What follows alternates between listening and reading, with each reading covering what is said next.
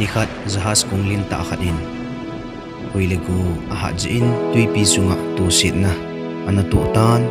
hewachun mi khat bo anasu chan hi tui kinong chun tui pamlam island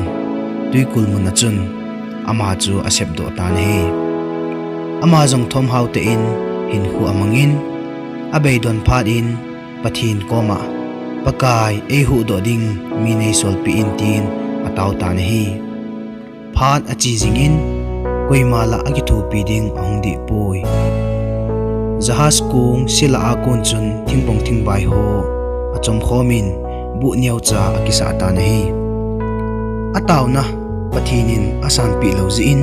aki gel si in alung nu mon thom haw akisa le e umna kimvel gamla achun thingbong thingbai a hin thega them ho achom khomin bu niau cha sunga chun aki kholin hi nikhu achi jingin hapta eza nam khat achi nungi thega ho hola achi na akunin ahum kile na hi le a umna bu niau cha chu mei in anakang tan hi hat sot ta ni idinga agi khol thil le lo thega ho jong apon chan akavam tai ama jong alung changana in lunghang thim ta in kapum pumin pakai ibola ipiji a tabang kachungan hluncha ham ei hu do ding mi nei sol pi in tia ka taw hi lo ham tu a kachunga hitabang wangsit na ang hlun kitin akap ja tan hi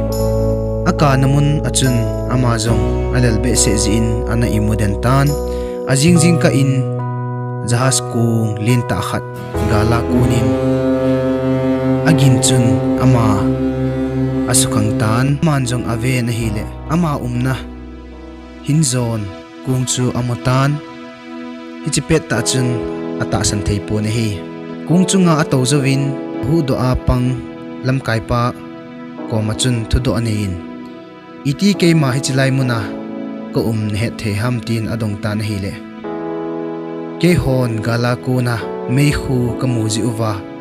hilai muna hun mi o meti ke het phat uwa ka hinzo do he tin adon budin hi ken la mei ka halpun iti hedem tin adon but lai te in pathinin lampi chuma taw naman adon but hi chu agel do phat in pathin koma ki pa thu asei tan hi wangsit na thil phalo ong hlun ting ilha samna ding mihim te le pathin chunga ilung nu mon ding atang nom ji na hi a hin lung hladai po te inat itholal igen the ni azong e pijing pathin a hi ta san jing uti Jeremiah bung som nilako chang som na khat aji chu ke man nang hoding a thilgun kanai nai tin pakai na sein na phat to na diu thil siding hilo thilgun ho hununga nang hodinga kinep na le na khan to dingu ke he hichitu sima ko na ila do nu mu chu dunya mi khat ding thil khat dinga itaw taw jinga pakain asang poi ti a samjong i mei the a hitai hungain taw ki in pakain adon but ko hitai apet dai chunga e ma gelo lam ta thilung lung ho hi pakain izil do ding le thil phadia e nu gon pi na hinum jin hi bible a pakai to lon khom ho Joseph Abraham Daniel ho ivet le pakain tui kha hin khu ha sa ling le khawla na pui masan zo ting le nupsa na tui luma ana pui ji ne hi tunin nang le ke jong tui kha idon pet ling le khaw izot pe na hin lung hladai lovin pangjingin ni khat ni le pakain ihilun na ho zo si kipana e hin lun khum ka si a pakai mena pan la jing dingin kahin tim no min hi. To trust God in the light is nothing,